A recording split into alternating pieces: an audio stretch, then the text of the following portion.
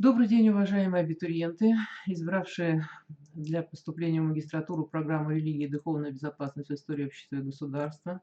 Мы благодарны вам за ваш выбор. Программа действительно интересна, отвечает сегодняшним проблемам современности, и я думаю, вам будет интересно.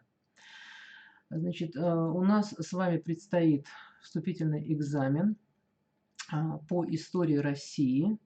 Но сначала я хотела бы затронуть организационный момент. И прошу вашего внимания на презентацию. М?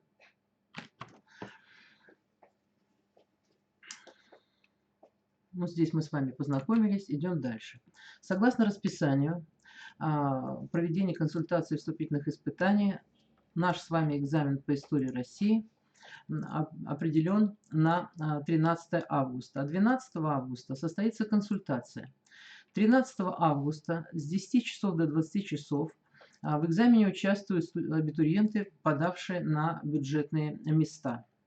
Для них резервным днем остается 18 августа, такой же промежуток времени с 10 утра до 20 часов. Вы видите, промежуток времени достаточно большой.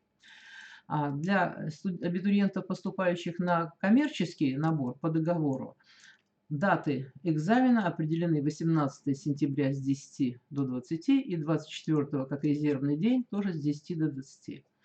Время абсолютно достаточно для того, чтобы выполнить задание. Всего лишь 25 вопросов, которые охватывают весь период практически по истории России. Поэтому прошу вас быть очень внимательными, не пропустить дату и консультации, и экзамена.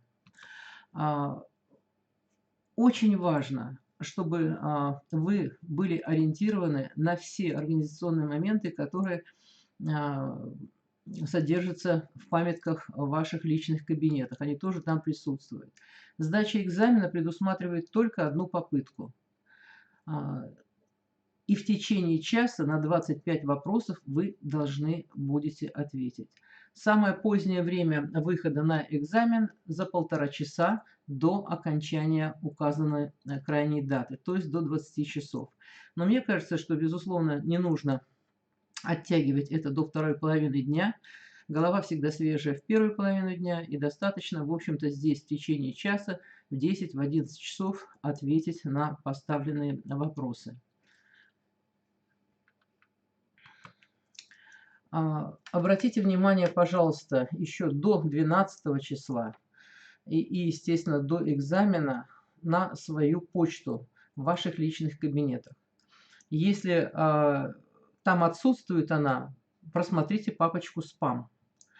Там придет логин и пароль для входа в систему экзамена. Еще раз повторяю, логин и пароль для входа в систему экзамена. Почему на этом мы акцентируемся? Потому что логин и пароль вашего личного кабинета и логин и пароль входа на экзамен разные.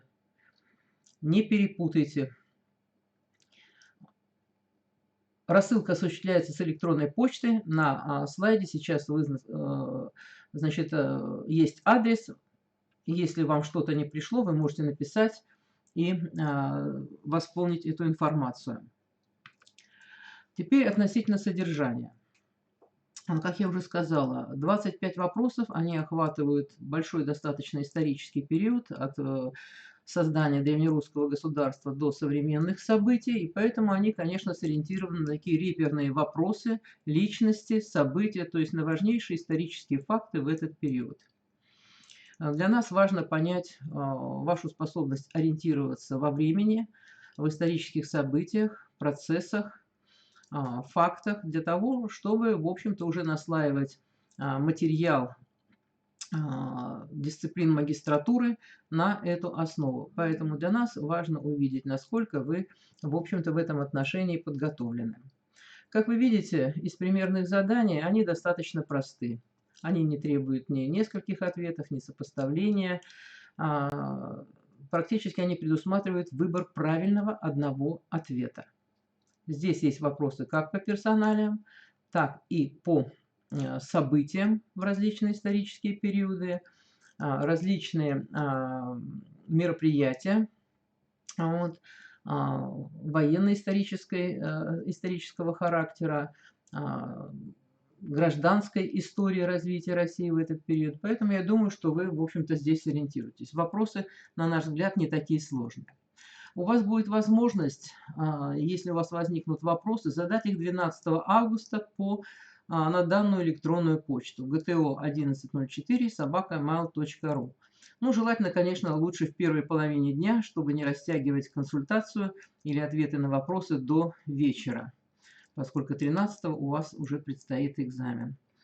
Ну вот, пожалуй, все. 12 числа мы дополним, если что-то вопросы будут по содержанию экзамена.